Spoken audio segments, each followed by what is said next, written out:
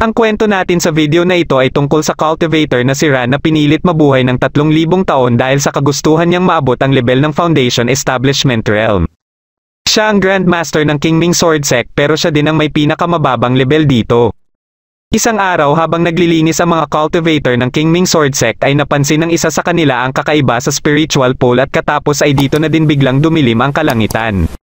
Ilang sandali lang ay tinamaan ng kidlat ang iba sa kanila na kagagawan pala ng mga Thunder Beast. Sinubukan ng iba na tumakas pero marami pa din ang naabutan sa kanila. Hanggang sa dumating dito ang sect leader na si Ju. Nang mapansin niya na sira-sira na pala ang ibang parte ng sect ay ikinagalit niya ito kaya inatasan niya ang lahat na atakihin ng mga Thunder Beast. Wala silang kaalam-alam na nasa di kalayuan lang pala ang kumokontrol sa mga Thunder Beast. Abala naman si Ran sa kanyang cultivation na kasalukuyan pa ding nasa Chi Refining Realm. Sinusubukan niya pa ding abutin ang Foundation Establishment Realm ngunit bigo pa din siya dito. Kaya hindi na siya nakapagpigil pa at nagreklamo na sa mga immortal na sinasamba niya. Bigla siyang nakaramdam ng pagyanig at nang sumilip siya sa labas ay nakita niya ang nagaganap na labanan sa baba. Dahil sa sobrang dami ng mga Thunder Beast ay nahihirapan na sila Ju. Kaya napilitan na si Ju na ipatawag sa Mount 7 Star si Ran para humingi ng tulong dito. Kasalukuyan na ding pababa si Ran gamit ang cableway dahil sa level niya ay hindi pa niya nagagawang lumipad gamit ang flying sword. Ilang sandali lang ay nakasalubong niya na ang naatasan ni Ju.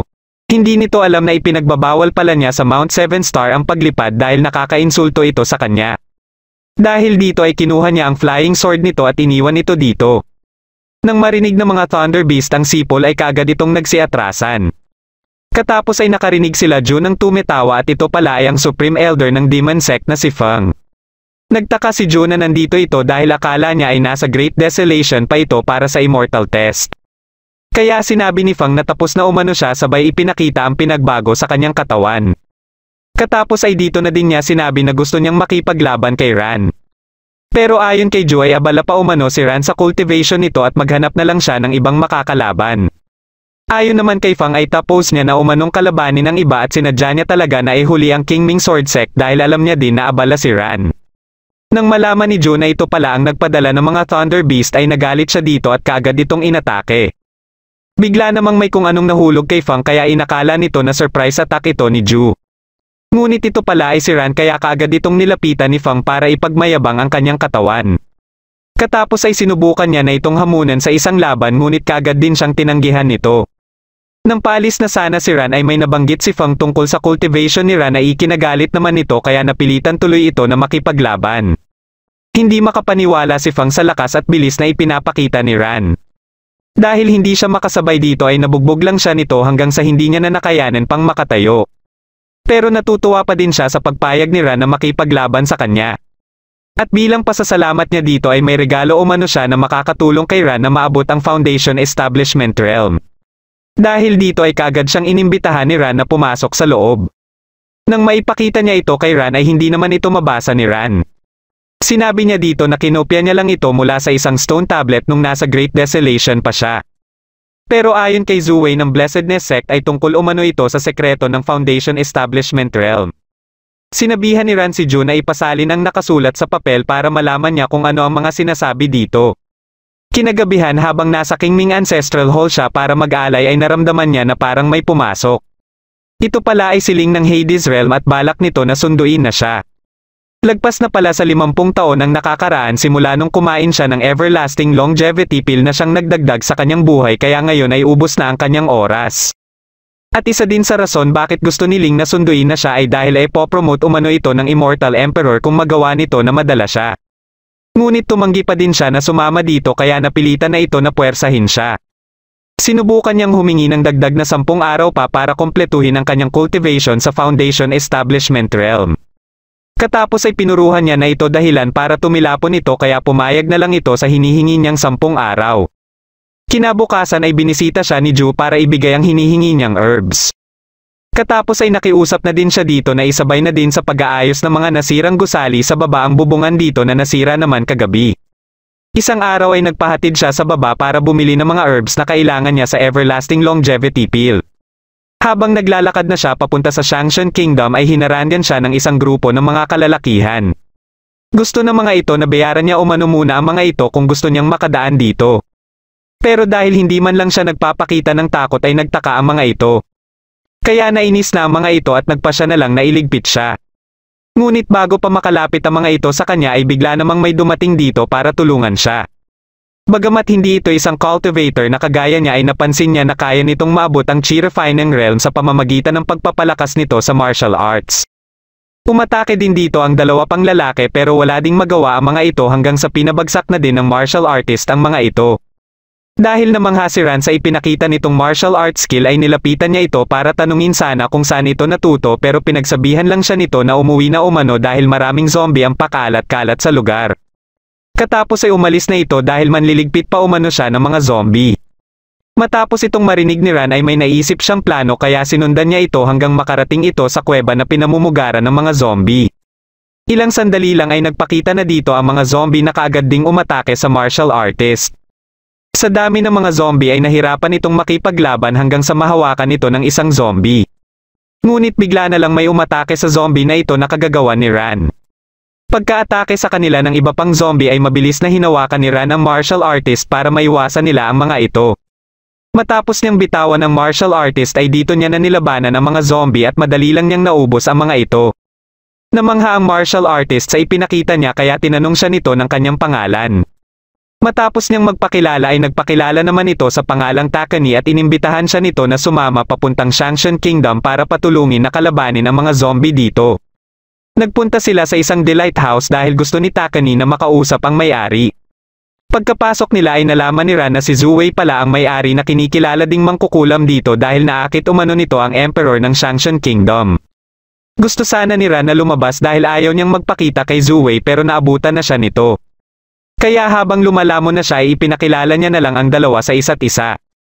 Sinabi niya kay Takani na sect leader si Zuwei ng Blessedness sect na isa sa Demon sect. Ibig sabihin ay kabilang siya sa Demon sect pero isa siyang noble. Dahil pinaghihinalaan ni Takani si Zuwei na siyang may pakana sa mga kumakalat na mga zombie at may plano din sa Emperor para sakupin ang buong Shangshan Kingdom ay nilinaw ni Zuwei dito na hindi niya na umano kailangan pang akitin ang Emperor kung ang Shangshan Kingdom ang kailangan niya. Pero hindi pa din nagpapakampati si Takani at bago ito umalis ay sinabihan niya si Zuwei na patuloy pa din umano siyang magmamatsyag. Kinaumagahan ng pumunta na si Ran sa bilihan ng mga herbs ay nagtaka siya na walang available ni isa sa mga herbs na nasa listahan niya. Ayon sa tindero ay dahil umano ito sa biglaang pagbili ng mga kawal ng lahat na stock niyang mga herbs.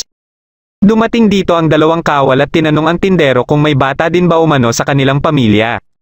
Dahil narinig ni Ran na naghahanap ng bata ang mga ito para sa gaganaping worship ceremony ng Emperor ay nagpanggap siya kaagad bilang isang batang palaboy. Kaya tuwang-tuwa dito ang dalawang kawal at kaagad siyang dinala. Kasalukuyan namang naghahanda na para sa worship ceremony ang Emperor. Biglang dumating dito ang prinsesa na si Raowei kaya habang tinitingnan ni Ran ang paligid ng palasyo ay napansin niya na parang kahawig ni Takani ang prinsesa. Ilang sandali lang ay may naghatid sa kanya ng pagkain kaya tinanong niya ito tungkol sa worship ceremony. Ayon dito nagaganapin umano ang seremonya na ito sa Imperial Tombs at nalaman din niya na dadalhin din siya dito sa mismong araw na ito. Matapos niyang marinig ang tungkol sa Imperial Tombs ay may naisip na naman siyang balak gawin. Habang patuloy na nakikipagtalo ang prinsesa sa Emperor tungkol sa worship ceremony ay nalaman din ng prinsesa na may balak din pala ang Emperor na ipakasal siya sa cultivator na si Sima. Kagad niya itong tinanggihan dahil wala umanong ibang ginawa si Sima kundi udyukan ang ama niya na isagawa itong worship ceremony imbis na manligpit ng mga zombie bilang isang cultivator. Makalipas ang ilang oras ay kinausap niya si Sima para balaan ito na lubayan siya dahil alam niya na kaya gusto nito na tulungan ang Emperor ay para pumayag din ang Emperor na ikasal silang dalawa. Pero walang balak si Sima na sundin ang gusto niya dahil balak din umano nito na mag-propose sa kanya sa worship ceremony sabay ipinakita ang isang rosas. Kagad niya itong inetsapuera ngunit nasugatan pala siya ng tinik. Hindi niya alam na sinadya pala ito ni Sima para makuha ang dugo niya. Kinagabihan ay sinimulan na ni Ran na puntahan ang Imperial Tombs. Pagkadating niya dito ay pinagkukuha niya ang mga kayamanan na nasa loob ng mga kabaong. Ilang sandali lang ay nakita niya ang Dragon Ball Sword. Ngunit matapos niya itong hawakan ay na-activate naman ang mga patibong na inilagay dito. Nang matatamaan na siya ng mga bala ng pana ay biglang may humila sa kanya. Ito pala ay si Takani kaya pareho silang nagulat at sabay na nagtanong sa isa't isa kung ano ang ginagawa nila dito. Pareho silang nakaisip ng kanya-kanyang dahilan kahit halata na kay Ran ang ginagawa niyang pagnanakaw. Nagpatuloy sila sa paglalakad at pinasok nila ang silid kung saan nakalagay ang kabaong ng Founding Emperor. Pagkalapit nila sa kabaong ay nagtaka si Takani na mukhang bago pa din ito kahit daang-daang taon na ang nagdaan. Biglang pinatay ni Ran ang apoy at dito na na-activate ang Bloodthirsty Array. Nagulat naman si Ran sa binabalak gawin ni Takani dahil gusto nito na sunugin na ang kabaong. Nabahala siya dahil baka dakpin nito sa gagawin nito ngunit ayon kay Takani na nabibilang naman umano ito sa kanilang pamilya. Para mapatigil ito ay pinalunok niya na lang ito ng Night Pearl na nakuha niya kanina at dinala ito sa Delight House. Sinabi niya kay Zuwei ang kalamidad na pwedeng maidulot sakaling magsimula ang Bloodthirsty Array at siguradong isisisi ito kay Zuwei. Pinilit naman ni Takani na makapagsalita at dito niya na dinilinaw na siya si Princess Raowei. Kaya pinakawalan na ito ni Zuwei sa pagkakagapos at pinalabas muna si Ran dahil meron lang umano silang pag-uusapan ni Raowei. Pagkalabas ni Ran ay ipinakita ni Zuwei ang malaking peklat sa likod niya na ikinagulat ni Raowei. Katapos ay ikwento niya ang nakaraan niya at kung saan niya nakuha ang peklat na ito. Sinabi niya na anak siya ng isang tao at isang Monster King. Pero nung bata pa siya ay sinubukan ng Monster King na iligpit sila ng kanyang ina. Dahil sa pagsasakripisyo ng kanyang ina ay nagawa niyang makaligtas. Pero hindi inaasahan ng Monster King na kahit half-human siya ay siya lang ang kaysa isa nitong anak na namana ang monster bloodline nito. Ito ang dahilan kaya gusto siyang pabalikin nito sa Monster Realm na nagdahilan sa pag-frame up sa kanya sa ginawang pag-atake ng mga zombie para kamuhian siya ng mga tao at mapilitan na lang umano siyang bumalik. Pero hindi pa din siya bumalik at sa halip ay nagawa pa niyang mapigilan ang mga halimaw na umatake sa mga tao na magiging sanhi sana ng digmaan. Dito niya na ulit pinapasok si Ran para sabihin kay Raowei ang plano nito. Kinabukasan ay sinabi ni Raowei sa kanyang ama ang mga sinabi ni Zuwei at para mabilis itong mapapayag sa pinaplano ni Ran ay sinabi niya din dito na may sorpresa umano si Zuwei para sa kanya. Sumapit na ang araw ng worship ceremony at nang ilalabas na sana ni Sima ang mga bata na iaalay ay nagulat siya na nawala ang mga ito. Ilang sandali lang ay nagsilabasan ang mga ito na pinapangunahan ni Ran para salubungin si Zuwei. Pagkapasok ni Zuwei ay sinabihan nito si Sima na sabihin umano sa Monster King na hindi na siya kailanman babalik pa ng Monster Realm. Katapos ay lumapit si Ran kay Sima at nang makita niya ang dahon mula dito ay nalaman niya na ito si Okui na isang tree monster at anak ng iniligpit niyang tree monster dati. Kaya nang malaman din ni Okui na siya si Ran ay nag-transform na ito sa totoo nitong anyo. Gusto nito na maipaghiganti ang kanyang ina kaya paulit-ulit nitong inatake si Ran hanggang sa madaplisan si Ran. Muli itong umatake kaya nilabanan na ito ni Ran at ginawa niya itong iba't ibang uri ng furniture. Inalam nila dito kung ito ba ang naglagay ng Bloodthirsty Array sa Imperial Tombs. Ayon kay Okui na ang Founding Emperor ang naglagay nito dahil gusto nitong mabuhay muli. Balak umano ng Founding Emperor na isakripisyo ang kanyang mga nasasakupan sa patuloy ng pagsamba ng mga ito sa kanya. Kaya ipinaalala ni Okui kay Zuwei na wala ding pinagkaiba ang mga tao sa kanila ng mga halimaw. Pero ayon kay Zuwei na wala siyang pinapanigan sa dalawa dahil ang gusto lang niya ay pigilan ang kahit anong digmaan. Dito na inilabas ni Okui ang rosas na may dugo ni Raowei para tuluyan ng ma-activate ang Bloodthirsty Array. Ilang sandali lang ay nahilo na ang mga tao at unti-unting nahihigop ang kanilang dugo. Nilapitan nila Ran si Raowei at nagpasya na si Raowei na isagawa ang Plan B. Sinira ni Ran ang sahig papuntang Imperial Tombs at pumasok dito si Raowei. Nung mga oras pala na nagpaplano na sila ay napag-usapan na din nila ang magiging Plan B sakaling tuluyan pa ding ma-activate ang array. Ayon kay Zuwei na puwersahin nila ni Ran na wasakin ito pero aabot pa din sa 10,000 ang pwedeng masawi. Ngunit ayaw itong mangyari ni Raowei kaya sinabi na din ni Ran ang isa pang paraan.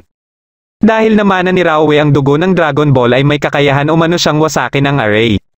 Pero hihigupin ng Founding Emperor ang kanyang dugo na pwede naman niyang ikasawi. Nalaman naman niya mula sa Founding Emperor na ito pala ang dahilan sa kumalat ng mga zombie dahil sa pagsasakripisyo nito sa iilang tao para sa isang royalty cultivation. Matapos marinig ang mga sinabi ng Founding Emperor ay dito niya na sinimulan ang Plan B. Dahil dito ay unti-unting naglalaho ang array pero nilapitan naman siya ng Founding Emperor para higupin ang kanyang dugo. Nang tuluyan ng mawala ang array ay kaagad na bumaba si Ran at sakto niyang nasalo si Raowei. Nang maibaba niya ito ay inihagis niya sa Founding Emperor ang hawak niyang espada kaya nalaman nito na nasa Chi Refining Realm pa lang siya dahilan para makampanti ito. Bigla niya itong inatake at nagulat ito na napakalakas niya kahit nasa Chi Refining Realm lang siya. Hanggang sa magpasya na siya na ibalik muli ito sa kabaong nito. Dinala naman niya si Raowei sa taas para mapahinto ni Zuwei ang pagdurugo ng sugat nito. Katapos ay nakiusap ito sa kanya na sunugin na ang Imperial Tombs. Kagad naman niya itong sinunod at sinunog ang Imperial Tombs. Makalipas ang ilang oras at habang pinagmamasdan niya ang mga labi sa baba ay naalala niya ang araw nung unang magpakita sa kanya ang kanyang master. Inaniyayahan siya nito na sumama sa cultivation nito at kagad naman siyang sumama dito. Ilang sandali lang ay dumating dito si Ling para kunin ang mga kaluluwa ng mga nasa baba.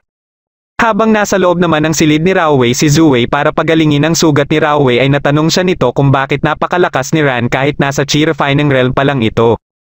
Sinagot niya ito na maliban sa special ang Chi Refining Realm ni Ran ay ito din ang Grandmaster ng Kingming Sword Sect na siyang number 1 sect sa Chi Cultivation.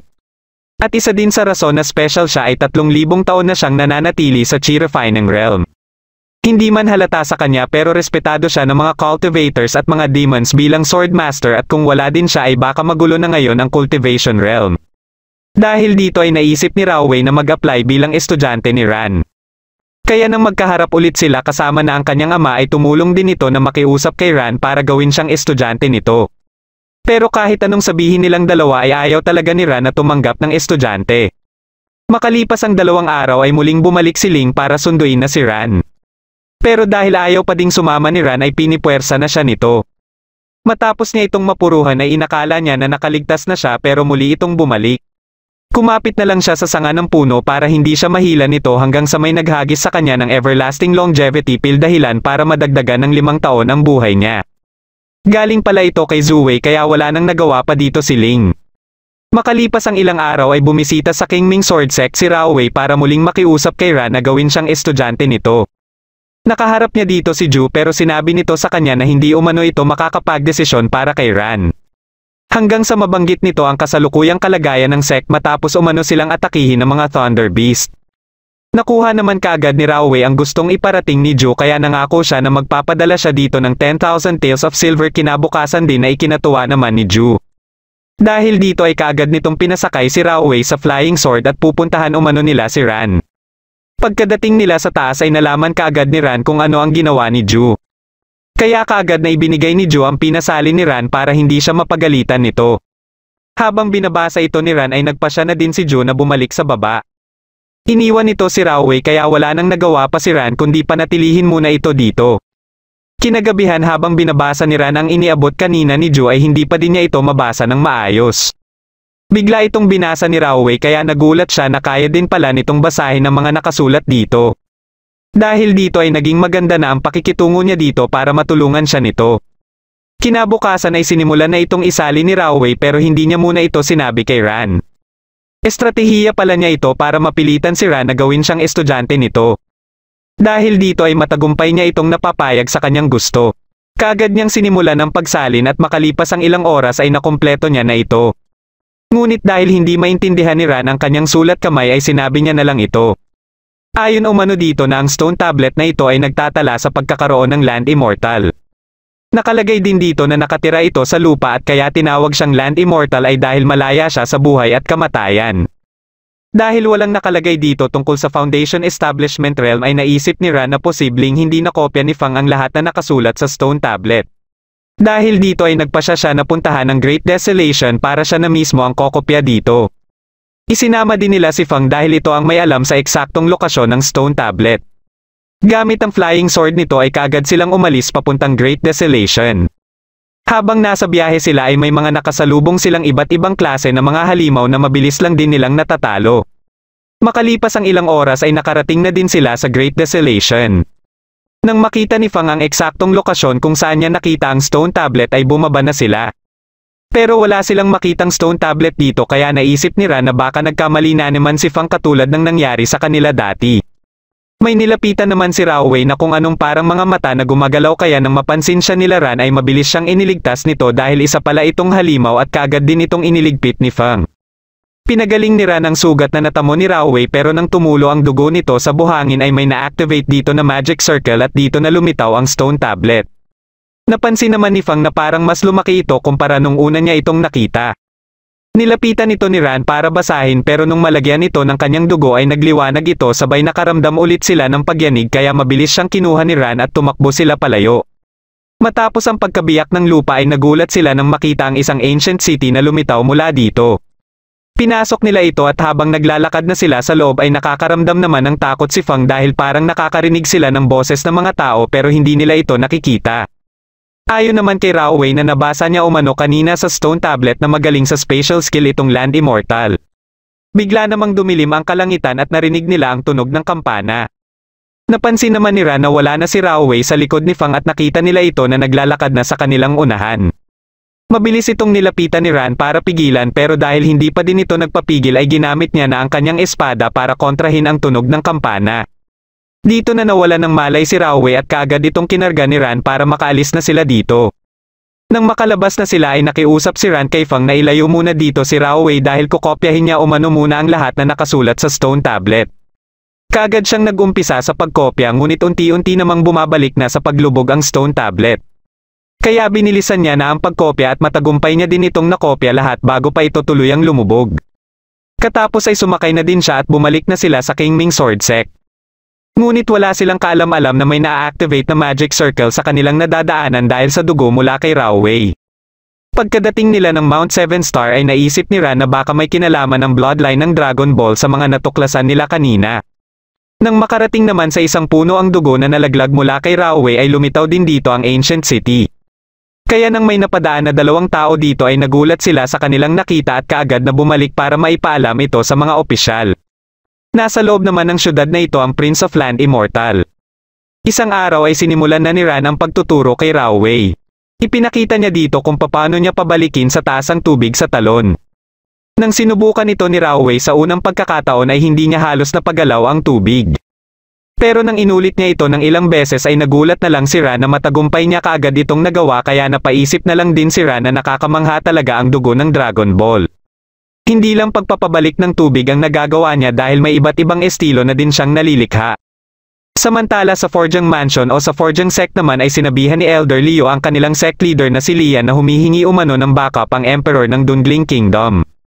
Dumating dito ang kapatid ni Lian na si Ren na sinabi na baka gusto lang umano ng Emperor na makipag-inuman.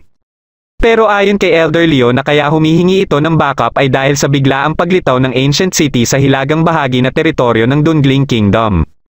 Matapos umano nilang magpadala ng maraming kawal at cultivators dito para manggalugad ay wala na ni isa ang nakabalik sa mga ito. Dahil dito ay hindi na nagdalawang isip pa sila Lian na tulungan ang Emperor at nagpasya naman si Ren na sasama siya para pangunahan ang mga ipapadala nila. Habang patuloy naman sa pagsasanay si Raowei ay mabilis lang itong nakakapagpa-level up. Kaya nagrereklamo na si Ran sa mga immortal na sinasamba niya dahil hindi pa din niya maabot ang Foundation Establishment Realm. Hanggang sa umabot na sa level 9 si Raowei kaya pinatigil muna siya ni Ran sabay nakiusap muli ito sa kanya na isalin na ang mga nakopya nito sa stone tablet. Pagkadating nila Ren sa Ancient City ay nakalaban nila dito ang mga kawal ng Dungling Kingdom na parang mga zombie na. Ilang sandali lang ay pinatunog na din ang kampana at kasabay nito ang pagsilabasa ng mga halimaw na nakilala ni Elder Leo na galing ng Divinity Decomposition Realm. Sa patuloy na pagpapatunog ng kampana ay naapektuhan na ang karamihan na kasama nila Ren. Hanggang sa tuluyan ng mawala sa katinoan ang mga ito at pinagsisigawan nilang lahat na iligpit umano si Emperor Qing at ibalik ang Shang Dynasty. Ilang sandali lang ay pinaulan na naman sila ng mga bala ng pana pero buti na lang ay nakagawa kaagad ng barrier si Ren. Katapos ay sinabihan niya si Elder Leo na bumalik na at siya na umano ang bahala dito. Lumabas siya ng barrier at kinalabang mag-isa ang mga halimaw. Kahit din sa iba't ibang lugar ay lumitaw na din ang Ancient City dahilan para maakit ng tunog mula sa kampana ang mga nakakarinig nito. Makalipas lang ang ilang oras ay napasa kamay na ng Land Immortal si Ren. Sumapi ito sa katawan ni Ren at dito na din nagpakita ang Wisdom Immortal. Dahil sa naabot na ni Raowei ang Foundation Establishment Realm sa loob lamang ng 3 araw ay panay reklamo na si Ran sa mga immortal. Biglang dumating dito si Raowei para ipaalam sa kanya ang natuklasan nito tungkol sa Land Immortal. Ayon sa kanya na ginawa umano ng isang wise man ang Ancient City para maging kanlungan ngunit inakupahan ito ng Land Immortal. At nabasa din niya na ang dugo ng Dragon Ball ay may kakayahan na ma-activate ang Ancient City. Biglang dumating dito ang isa nilang miyembro para ipaalam kay Ran na nasa baba ang mga leaders ng Justice League of Cultivators at ibang miyembro ng Demon Sect na kasalukuyang pinag-uusapan ang Ancient City. Kaya kaagad na sumakay si Ran para bumaba at puntahan ang mga ito. Habang patuloy sa pag-uusap ang mga ito tungkol sa Ancient City ay sinusubukan nila Fang at Jun na palakasin ang loob ni Lian. Ilang sandali lang ay dumating na dito si Rauwei at hindi rin nagtagal ay dumating din si Ran. Dito na sinabi ni Rauwei sa lahat na aksidente nilang na-activate ang Ancient City nung magpunta sila sa Great Desolation. Dahil dito ay nakiusap si Lian kay Ran na tulungan ang kanyang kapatid dahil baka nakontrol din ang kanyang kapatid sapagkat nararamdaman din niya kung ano ang kasalukuyang nararamdaman nito.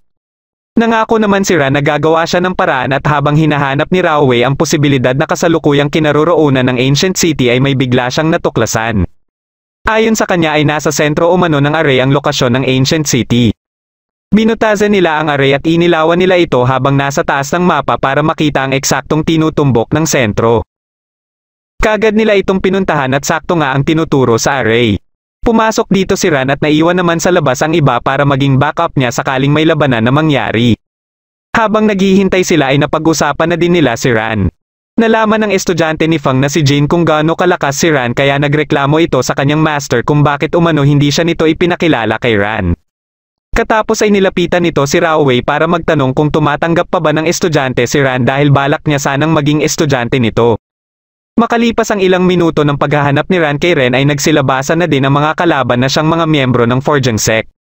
Matapos niyang matalo ang iba sa mga ito ay nagtaka siya na hindi niya nakita ang tsansa ng mga ito para ma-reincarnate. Dahil dito ay hindi na siya nag-aalinlangan pa at inubos na ang mga ito sa isang atake lang niya. Naramdaman naman ni Ren na parang may parating para iligtas siya. Pero dahil naramdaman din ito ng Land Immortal ay natuwa ito na may malakas na ding cultivator ang pumunta dito. Nang makarating na si Ran sa kinaroroonan ni Ren ay muling pinatunog ang kampana pero mabilis lang din niya itong napigilan. Katapos ay kagad niyang kinuha si Ren ngunit bigla naman siyang inatake nito at buti na lang ay napigilan niya ito. Kinontrol na muli ng kalaban ang katawan ni Ren at muling inatake si Ran pero ibinalik lang ito ni Ran.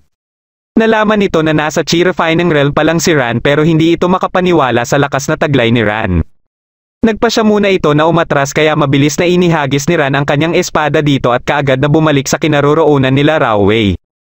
Kaagad naman siyang tinanong ni Lian at sinabi niya sa mga ito na bagamat nagkita sila ni Ren ay hindi niya ito na puwersang mailigtas dahil nababahala siya na baka masaktan ito. Katapos ay tinanong ni Ran si Lian kung meron bang nakabalik sa Forging Sect na kasama ni Ren nung umatake sila sa Ancient City. Naalala ni Lian si Elder Leo na siyang nag-iisang nakabalik sa Forging Sect. Dahil sa nahihirapan na si Ren sa ginagawa sa kanya ng Land Immortal ay gusto niya na sanang iligpit siya nito. Pero gusto pala ng Land Immortal na mas nahihirapan siya para mas marami pa umano ang pupunta dito na malalakas na cultivators na pwedeng niyang maging alagad. Nasali din sa usapan nila si Ran at plano din niya na gamitin ang katawan nito ngunit binalaan siya ng Wisdom Immortal na mag-ingat kay Ran dahil hindi niya umano ito kayang talunin. Nagpanggap naman si Ran na si Lian at binisita si Elder Leo. Tinanong niya ito kung ano ang mga natatandaan nito nung araw na pinasok nila ang Ancient City. Pero nagpanggap ito na walang matandaan kaya pinapasok na ni Ran sila Rauwei at Jin at pinilit nila itong mapainom ng dala nilang potion. Katapos nila itong painumin ay natanong ni Rauwei kay Ran kung bakit nalaman niya umano na peke ang Elder Leo na kaharap nila. Ayon kay Ran ay dahil nakalimutan umano nito na nauutal sa pagsasalita si Lian. Sinimulan na nila ang pagtatanong sa pangalan nito at nagpakilala itong alagad ng Land Immortal. Katapos ay natanong din nila kung may pag-asa pa bang makaligtas ang mga nakontrol na pero katulad ng napansin ni Ran ay wala na umanong pag-asa ang mga ito kahit na ma-reincarnate. Katapos ay natanong din ni Ran kung alam ba umano ng Wisdom Immortal kung paano maaabot ang Foundation Establishment Realm ngunit wala itong naisagot sa kanya. Dito niya na pinalabas si Ling dahil alam niya na kanina pa ito nanonood sa kanila. Nilapitan nito ang kalaban para palabasin ang kaluluwa nito. Nang makita ng kaluluwa si Ling ay sumubok pa ito na tumakas ngunit nadakip pa din ito ni Ling. Katapos ay may ibinigay si Ling kay Ran na pangontra umano sa special skill. Dahil dito ay nagpatawag kaagad si Ran ng pagpupulong para sa gagawin nilang pag-atake. Binigyan niya ang mga sect leaders ng kopya ng counter formation sa special skill. Pero ayon kay Zhang na kahit may pangontra na sila ay hindi naman nila alam kung saang lugar lilito muli ang Ancient City. Dito na sinabi ni Ran na iniwan niya umano dito ang kanyang espada at dahil nararamdaman niya ang kanyang espada ay malalaman din niya kung lilito na ang Ancient City. Napansin naman nila na wala dito si Lian na sa pagkakaalam ni Fang ay nagkukulong pa din ito sa forging workshop. Ilang sandali lang ay bigla na lang may pumasok dito at ito pala ay si Lian. Nakiusap ito kay Ran na payagan na umano siyang iligtas ang kanyang kapatid. Makalipas ang ilang araw ay naramdaman na ni Ran ang kanyang espada sa Shangshan Kingdom kaya pumunta sila kagad dito ni Raowei para maglagay ng mga paunawa sa mga residente na hindi lumabas ng bahay. Ilang sandali lang ay nagpakita na ang Ancient City pero nakahanda na ang iba para tambangan ito. Kaya nang magpatunog ito ng kampana ay kaagad itong nakontra nila Zhu Wei. Hindi naman nakalain ng Land Immortal na tatambangan siya. Kaya pinalabas niya na din ang kanyang mga alagad at naunang sumugod dito sila Zhang. Sinundan ito nila Fang at inatasan na din ni Ran si Raowei na tumulong dito. Dahil nakikita ng Land Immortal na nabubugbog lang ang kanyang mga alagad ay nagpasya na siya na lumabas. Kaagad niyang napabagsak ang karamihan sa hanay nila Zhu. Hinarap ito ni Zhu pero nanaig pa din ang lakas nito kumpara sa kanya. Pagka-atake muli nito sa kanya ay biglang dumating dito si Lian para atakihin ito. Muli itong bumangon at nagpalitan sila ng atake ni Lian. Hanggang sa magawa nito na mabiyak ang maskara ni Lian pero napuruhan din ito ni Lian sa bandang mata. Nagpatuloy ang palitan nila ng mga atake at habang pinagmamasdan sila ni Ran ay lumapit naman kay Ran ang 4 na chika babes. Inatasan niya ang 3 na umpisahan na ang array at sumakay naman siya kay Raowei papuntang Ancient City. Nagawa ng Land Immortal na mahawakan si Lian at sa lakas ng puwersa na binitawan niya ay natanggal din ang armor ni Lian. Pero ilang sandali lang ay nagawa ni Ren na makontrol ang kanyang katawan kaya kaagad niyang hinawakan ang espada ni Lian para ibaon ito sa kanyang sarili. Dahil dito ay napilitan ng umalis ng Land Immortal sa katawan niya. Pero kinuha naman nito ang armor ni Lian at nang aatakihin na sana nito si Lian ay naunahan siya ni Ran. Pagkalapit ni Ran kay Lian ay muli namang bumangon ang Land Immortal kaya mabilis na kinuha ni Ran ang kanyang espada para sanggain ang atake nito.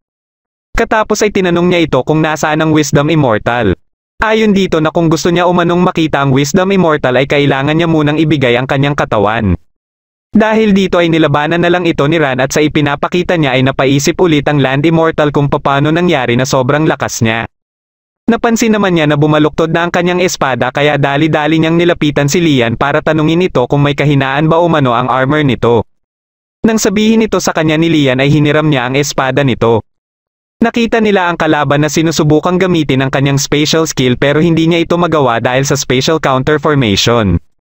Kagad itong nilapitan ni Ran at dito niya na nagawang masira ang armor.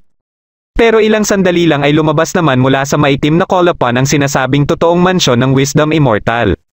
Ayon sa Land Immortal na ang enerhiya na nahihigop ng Ancient City ay para mabuksan ang mansyon ng Wisdom Immortal. Inatasan ni Ran si Zhu na pasukin ito pero natakot ito at nagpanggap kaagad na masakit ang ulo. Kaya si Zhang na lang ang nagboluntaryo ngunit habang papalapit na siya dito ay bigla na lang siyang tinamaan ng kidlat. Mabilis itong sinalo ni Zhu at nagsilapitan silang lahat para tingnan ang kalagayan nito. Dumating dito si Yusho na manghang-mangha dahil sa wakas ay nakakita na din umano siya ng Immortal Mansion. Nabanggit niya kina Ran ang tungkol sa mga sinaunang libro na kanyang nabasa na ang mga cultivators umano sa Unity Realm ay pwedeng lumikha ng sarili nilang mansyon gamit ang special spatial skill. Natanong siya ni Ran kung may alam ba siyang spatial skill o paraan para makapasok sa loob nito pero kahit din pala siya ay walang maisip na paraan.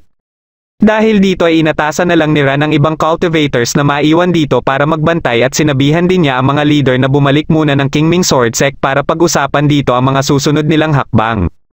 Habang siya naman kasama si Raowei ay may babalikan lang sa Ancient City dahil may itatanong lang umano siya sa kanyang kaibigan. Pagkabalik nila ng Ancient City ay naabutan nila dito si Ling na sinusundo ang ibang mga kaluluwa na biktima ng Land Immortal. Dito pala siya magtatanong tungkol sa Wisdom Immortal. Pero wala itong masyadong sinabi at itinuro lang nito ang mansyon dahil dito din niya umano mahahanap ang sagot sa kanyang katanungan. Pero dahil sa kidlat ay sinabi niya na mahirap itong pasukin kaya nabanggit ni Ling na sa kanya umanong level ay posibleng hindi siya atakihin ng kidlat at katapos ay dali-dali na itong umalis. Nang makabalik na sila sa Kingming Sword Sect ay sinabi niya sa lahat ang plano niyang pasukin ang mansyon kinabukasan. Bagamat nababahala sa kanya ang iba ay gusto niya pa din itong subukan. Napaisip sila ni Raowei sa sinabi ni Ling at tiwala siya na hindi siya lolokohin nito. Habang nagbabantay sa mansyon ng ibang miyembro ng Blessedness Sect ay may dumating dito na isang lalaki at tinanong sila kung ano umano ang ginagawa nila dito sa ganitong oras na. Sumagot naman ang mga taga-Blessedness Sect na binabantayan nila ang Immortal Mansion kaya nakumpirma ng lalaki na ito nga ang Immortal Mansion. Hindi nila alam na may mga cultivator na pala ang papalapit sa mansyon. Kaya nang matamaan ng kidlat ang mga ito ay sasabihan sana nila ang lalaki na umalis na pero bigla itong nawala. Papunta na din pala ito sa mansyon at matagumpay itong nakapasok dito. Dahil dito ay dali-dali nila itong ipinaalam kay Zhuwei kaya makalipas lang ang ilang minuto ay nakarating na din si Zhuwei sa Qingming Sword Sect para ipaalam kina Ran ang tungkol dito. Napag-alaman din nila na ang mga cultivators na mas mababa pa sa Nascent Soul Realm ay hindi inaatake ng kidlat. Kaya nakumpirma nila Ran na tama nga ang sinabi ni Ling sa kanila. Dahil dito ay hiniling ng ibang leader kung pwedeng ipasama sa kanya bukas ang ibang disciple at pumayag na siya dito. Habang nasa Qingming Ancestral Hall sila ni Rao Wei ay nagpupumilit ito na sumama sa kanya pero hindi siya pumayag dahil delikado dito. Ayon naman kay Rao Wei na baka ang kanyang dugo din ang susi para matalo nila ang Land Immortal. Pero isa din sa rason ni Ran ay ayaw niya ding mawala ang kauna-unahan niyang estudyante. Ngunit dahil walang tigil sa pagpupumilit si Rao Wei ay pumayag na lang din siya. Binigyan niya ito ng 3 bamboo slips na may nakaselyong sword energy niya at kung manganib ang kanyang buhay sa loob ng mansyon ay magagamit niya ito. Biglang dumating dito si Jin na may dalang tsaa at merienda para kay Ran. Sinabi din nito ang plano niyang sumama kay Ran sa mansyon. Gusto naman ni Ran na hintayin muna nila si Fang para humingi ito ng permiso dito pero ayon kay Jin ay hindi na ito kailangan dahil wala naman na itong magagawa sa kanyang desisyon. Nalaman na din ng Land Immortal na may isang cultivator na ang nakapasok sa mansyon. Naisip niya na hindi magtatagal ay posibleng pumasok na din dito si Ran. Pero pinagtawanan lang siya ng Wisdom Immortal kaya nabanggit niya na gagamitin niya ang Illusion of 8 Pains in Life at sigurado siyang hindi ito matatalo ni Ran. Gamit ang secret puppetry skill ng Forjang Sect ay ito ang ipinain muna nila Ran para tingnan muna ang magiging reaksyon ng mansyon. Ilang sandali lang ay nag-react na ang mansyon kaya mabilis na kumilos si Ran para sanggain ito. May kasama pa itong mensahe mula sa Land Immortal na inaanyayahan na siyang pumasok na sa mansyon. Dahil dito ay nagpasya na siya na papasok na sila at pinaghanda niya na ang mga disciple na sasama sa kanya. Ngunit hindi niya akalain na puro babae pala ang mga ito. Ayon naman kay Fang ay si Jin na umano ang pinakakarapat dapat na pwedeng magrepresenta sa kanilang sect. Gayon din ang dahilan ni Zhuwei sa pagpili kay Mei at ni Zhang sa pagpili niya kay Yanfei. Kaya wala nang nagawa pa dito si Ran kundi hayaan na lang ang mga ito. Bago sila umalis ay binigyan niya muna ng oras ang mga ito na makapagpaalam sa kanilang mga master. Makalipas ang ilang sandali at nang handa na ang lahat ay inilabas na nila ang kani-kanilang mga flying sword. Inalok ni Rao Wei si Ran na sumakay sa kanya ngunit dahil naiinsulto lang si Ran sa kanila ay pinone niya na ang mga ito. Katapos ay dito na siya humingi ng pabor kay Zhuwei para makapunta na din siya sa mansyon. Kaya gamit ang kapangyarihan ni Zhuwei ay para lang siyang naglalakad sa hagdan. Nang makapasok na silang lahat sa mansyon ay nakita din kaagad ito ng Land Immortal. Dahil dito ay inactivate na nito ang unang Pain of Life. Napunta sila sa lugar na may stone tablet kung saan nakaukit ang tungkol sa 8 Pains of Life o ang birth, age, illness, death, separation, hatred, desire at obsession. Ayon din dito na kung sino man ang makakalampas sa 8 ito ay makakamit ang pagiging immortal. Sa likod nito ay nakita nila ang lagusan para sa first pain o ang pain of birth. Pagkapasok nila dito ay namangha sila sa ganda ng lugar na ito. Napansin ni Ran ang psychedelic smoke sa paligid kaya kaagad niyang sinabihan ang mga chika babes na hindi huminga pero huli na ang lahat.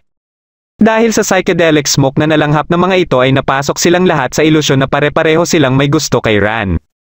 Naglaban-laban silang 4 at dahil walang gustong magpatalo ay hinawakan na nila si Ran. Dito na nagpasya si Ran na higupin na lang lahat ang psychedelic smoke dahilan para mawala na ang magandang tanawin at mabalik na sa katinoan ang mga chika babes. Pero ilang sandali lang ay unti-unti namang gumalaw ang mga pader papalapit sa kanila hanggang sa maipit na sila dito. Ito pala ang Pain of Birth Gate ngunit nakaisip pa din ng paraan si Ran para makawala sila dito. Dahil dito ay nainis na ang Land Immortal sa mga ginagawa ni Ran. Sunod na napuntahan nila Ran ay ang Pain of Age at habang binabasa ni Ran ang impormasyon tungkol dito ay inactivate na ito ng Land Immortal. Gusto nitong punteryahin ang 4 na chika babes kaya matapos mailawan ng mga ito ay dito na sila biglang tumanda. Nabasa ni Ran ang kakayahan ng kinaroroonan nila na magmanipula ng oras.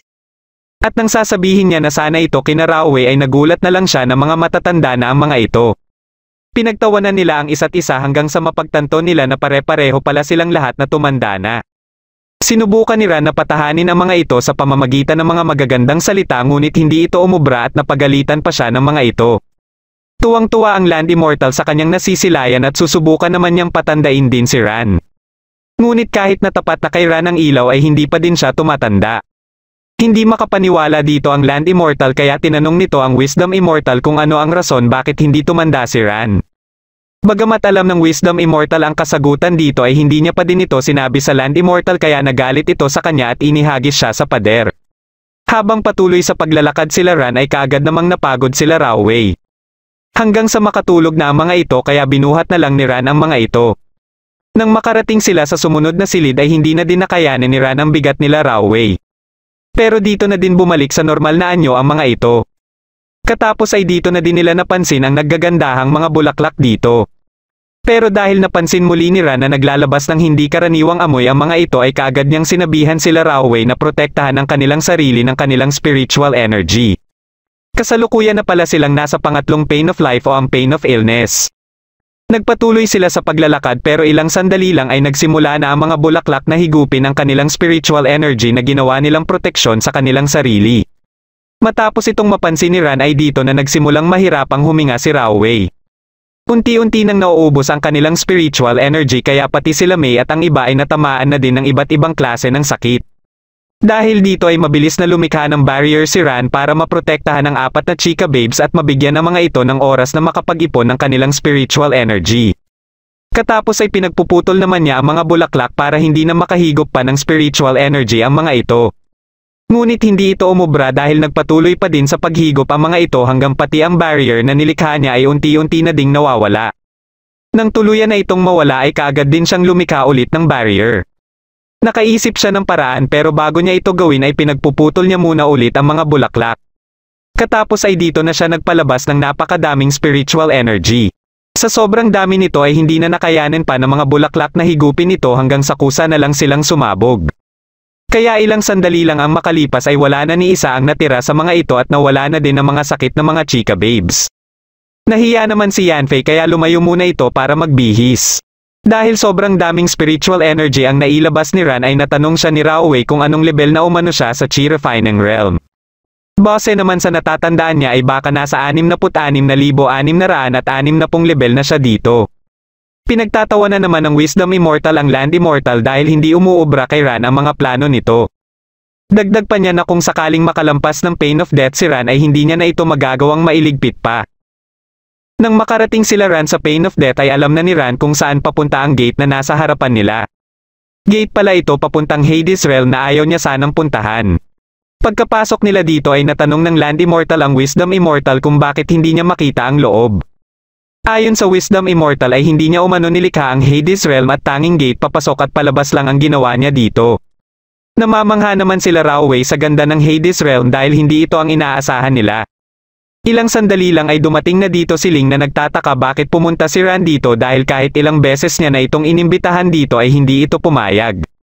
Katwiran ni Ran ay dahil lang ito sa kagagawa ng Land Immortal at hindi niya inaasahan na may portal pala itong inihanda papunta dito. Ayon naman kay Ling na isang immortal level ang special skill na ginamit nito kaya wala silang kontrol dito. Nabanggit din nito kay Ran na alam na umano ng kanyang amo na nandito siya at gusto siya nitong makita. Kaya naalala ni Ran si Yama at pinaunlakan niya ang imbitasyon nito. Bago sila makapasok sa loob ay dumaan muna sila sa Forgetting Bridge.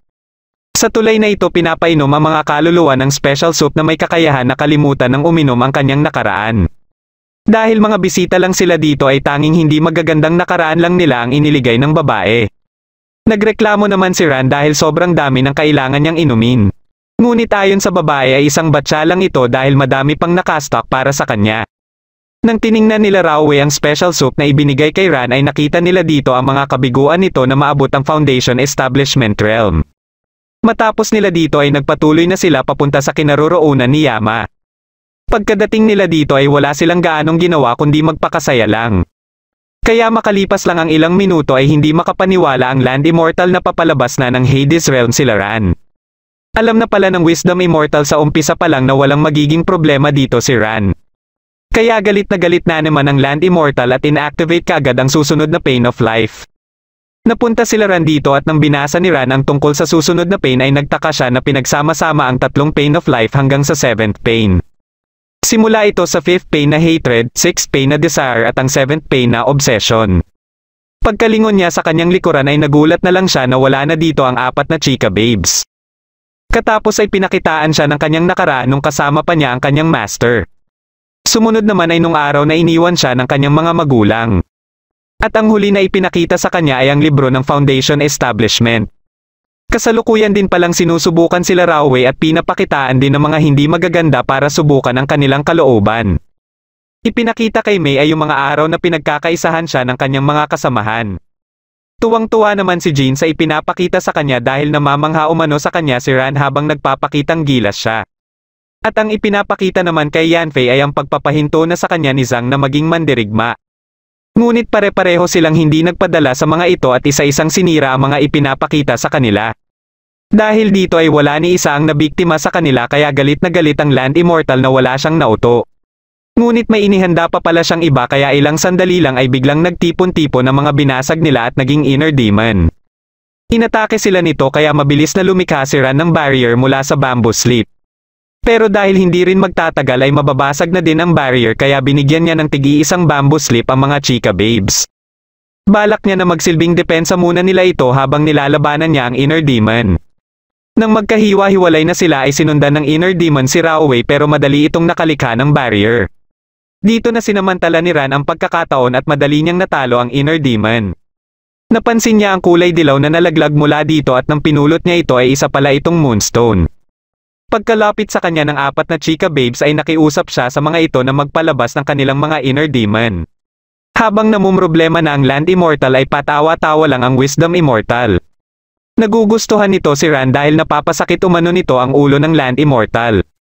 Dahil sinunod ng apat na chika babes ang pakiusap ni Ran ay nakaipon siya ng maraming gem. Hanggang sa halos wala nang may palabas na inner demons ang mga chika babes.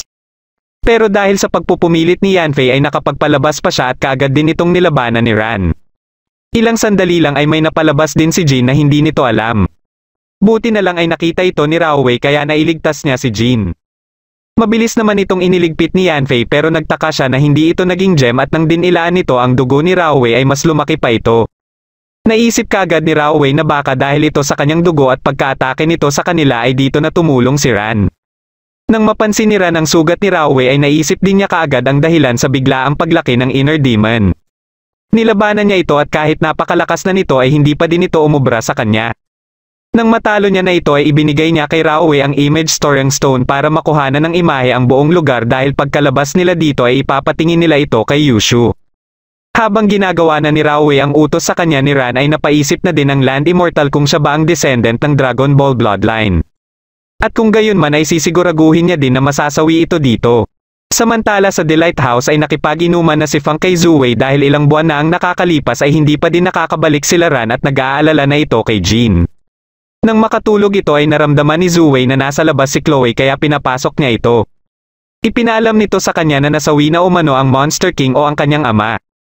Nakiusap ito sa kanya na bumalik na umano siya para pumalit sa kanyang ama sa pamumuno dito. Dahil hindi nagkakaisa ang kanilang mga elders at baka mas lumala pa ang kaguluhan na posibleng humantong na atakihin na din ng mga ito ang mga tao. Nagpalabas naman ng inner demon si Ran at pinalaban ito kina Jean bilang parte ng kanilang pagsasanay habang hindi pa natatapos si Raoway sa kanyang ginagawa. Tinuruan ni Ran sila Jean kung paano sila makikipaglaban bilang isang grupo. Mabilis na nakuha ng mga ito ang kanyang mga itinuturo kaya nagawa nilang matalo ang inner demon. Gusto naman ni Raoway na makipaglaban din sa mga inner demon dahil naiinip na siya sa kanyang ginagawa. Ngunit hindi siya pinayagan ni Ran at ipinagpatuloy lang sa kanya ang kanyang ginagawa. Dahil sa ginagawa ni Ran na hindi isabak si Raoway sa pakikipaglaban ay nagpa siya na ang Land Immortal na puntahan ang kinaroroonan nila Ran para siya na mismo ang humarap sa mga ito. Kaya nang matapos na si Raoway sa kanyang ginagawa ay sakto ding nagpakita dito ang inner demon ng Land Immortal. Ininsulto ito ni Ran kaya nagalit ito at umatake pero madali lang itong sinangga ni Ran. Hindi pa tumigil si Ran sa pang-aasar dito kaya patuloy din ito sa pag-atake ngunit pinaglalaroan lang ito ni Ran. Hanggang sa umatake ito ng isa sa pinakamalakas nitong atake pero hindi pa din ito umubra at gumanti na din si Ran. Katapos ay dito na nagpa siya si Ran na seryosohin na ito at sa isang atake lang niya ay natalo niya ito kaagad. Nagtipon-tipon naman sa Kingming Sword Sect ang mga sect leaders para ipaalam ni Zuwei sa kanila ang sinabi sa kanya ni Chloe. Bawat isa sa kanila ay may kanya-kanyang opinyon sa posibilidad na pakikidigma sa mga halimaw. Pero ayon naman kay Zuwei na ipinaalam lang niya ito para makapaghanda sila pero hindi pa din ibig sabihin ito na makikidigma na sila at hintayin na lang din muna nila na bumalik si Ran. Pero kung wala na talagang paraan ay babalik na lang siya sa Monster Realm. Habang namumulot ng mga gems sila Rawei ay patuloy namang pinapaiyak ni Ran ang inner demon. Ilang sandali lang ay biglang napasigaw si Mei kaya nilapitan siya ni Ran.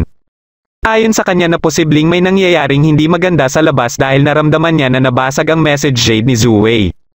Naintindihan naman kaagad ni Ran si Mei at nagpasya siya na lalabas na sila dito. Ngunit nang nilingon niya ang inner demon ay bigla na lang itong nawala. Papunta na pala ito kay Rawei kaya nang mapansin niya ito ay nahawakan na nito si Rawei at hindi niya na ito nailigtas pa. Katapos ay bigla nilang narinig ang boses ng Land Immortal na sinasabihan si Ran na pumunta sa kinaroroonan nito kung gusto pa umano niyang mailigtas si Rawei. Dito na din gumuho ang kinatatayuan nila at alam ng Wisdom Immortal na papunta sa kinaroroonan niya sila Ran. Naunang nakarating dito si Ran at pinagsasalo niya ang tatlong chika babes. Nang papasok na sana siya sa portal para hanapin si Rawei ay narinig niya ang boses ng Wisdom Immortal na humihingi ng tulong. Nang tinulungan niya ito ay nagpakilala ito kaagad na siya umano ang Wisdom Immortal na hinahanap niya. Katapos ay nabanggit na din ito ang posibleng kalagayan ngayon ni Rawei at alam niya din kung saan ito matatagpuan. Pero bago niya ito sabihin ay balak sana nito na makipagkasundo kay Ran. Gusto nito na kung magawa na umanong matalo ni Ran ang Land Immortal ay kailangan niyang bumalik dito para ilabas ito sa mansyon na ito. Pumayag siya sa kasunduan na ito kaya dito na din nabanggit ng Wisdom Immortal na gawa ang mansyon na ito sa dugo ng Dragon Ball at posibleng gamitin ng Land Immortal ang dugo ni Rawei para buhayin muli ang Great Demon. Kasalukuyan namang nakagapos si Rawei sa main brain ng mansyon. Sinubukan niyang kumawala dito pero dahil sa pagkakahigop ng kanyang dugo ay unti-unti na din siyang nanghihina. Naatasan ni Ran sila Yanfei na hawakan muna ang Wisdom Immortal habang wala siya. Katapos ay dali-dali na siyang pumasok sa portal papunta sa kinaroroonan nila Rawei. Pagkadating niya dito ay kaagad na nagpakita sa kanya ang skeleton ng Great Demon na muling nagising dahil sa dugo ni Rawei. Umatake ito sa kanya ng paulit-ulit hanggang sa magkaroon siya ng pagkakataon para magantihan at masugatan ito. Ngunit hindi niya akalain na mabilis lang maghihilom ang mga natamo nitong sugat. Muli silang nagpalitan ng atake pero hindi pa din umuubra dito ang kanyang mga nabibigay na pinsala. Ayon sa Land Immortal na sa tuwing nasusugatan niya umano ang Great Demon ay mas bumibilis din ang paghigop nito sa dugo ni Rawei. Inatake niya ito muli ng walang tigil pero mabilis lang din itong mag-regenerate. Hanggang sa makita niya na ang puso nito at nang pupunteryahin niya na sana ito ay mabilis itong nakalayo. Umatake ito kay Ran gamit ang isa sa pinakamalakas nitong atake ngunit hindi man lang ito ininda ni Ran. Dito na nagkaroon ng pagkakataon si Ran na mapuruhan ang puso nito dahilan para kaagad din itong maglaho. Katapos ay nakita niya na din si Rawei na patuloy pa ding kinukuhanan ng dugo. Binalaan siya ng Land Immortal na hindi gumawa ng kahit anong aksyon dahil konektado na umano si Rawei dito. Kaya kung susubukan niya umanong putulin ang kahit alin sa koneksyon ay ikakasawi ito ni Rawei.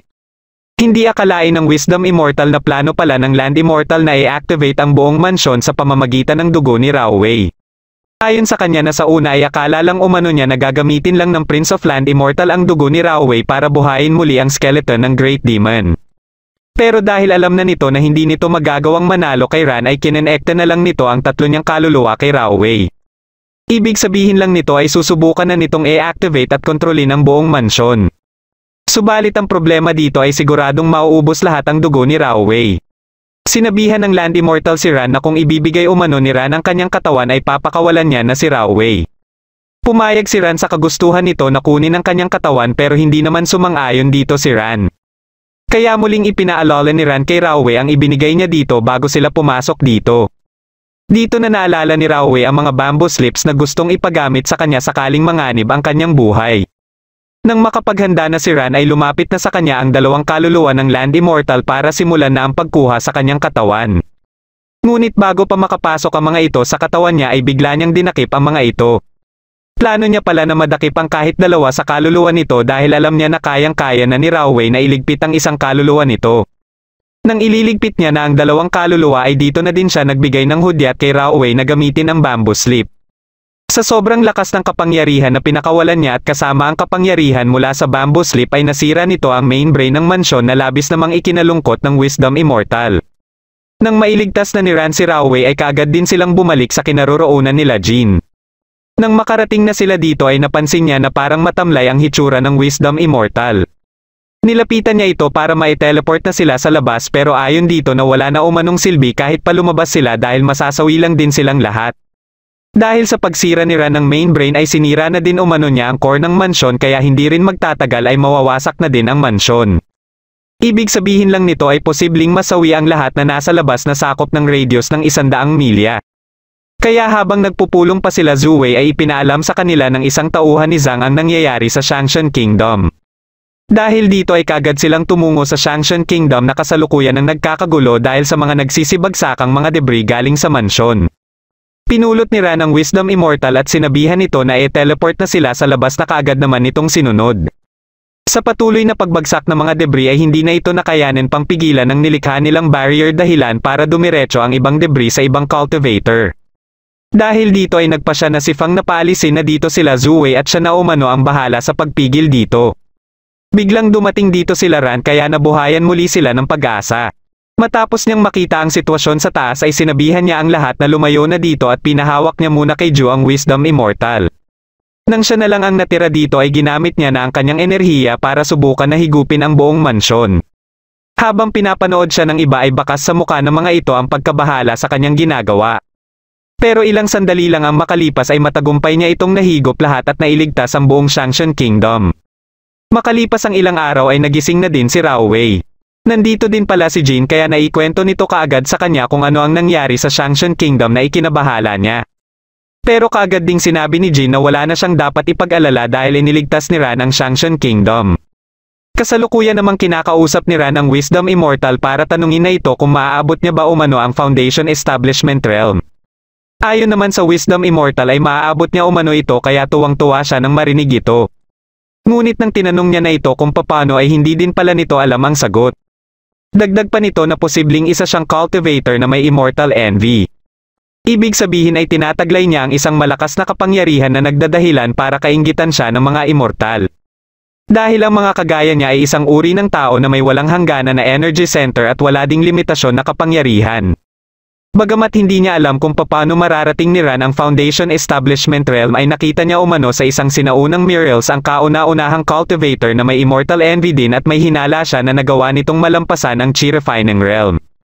Dagdag pa nito na posible din na mga immortal na din ang mga karibal niya dahil sa nakita nitong Muriel ay nakikipaglaban din sa mga immortal ang unang cultivator na kagaya niya at maging sa mga halimaw din. Nang marinig niya na posibleng may halimaw na nakakakilala sa cultivator na kagaya niya ay naisip niyang puntahan si Zhu Wei. Napag-usapan nila ang plano ni Zhu Wei na bumalik ng Monster Realm at balak niyang sumama dito. Dito na nagtatapos ang huling episode ng I Have Refined Chi for 3,000 Years. Kung nagustuhan mo ang ating kwento ay huwag kakalimutan mag-like at mag-subscribe na din para malalaman mo kaagad kung may bago akong video. Maraming salamat sa panonood at shoutout na din kina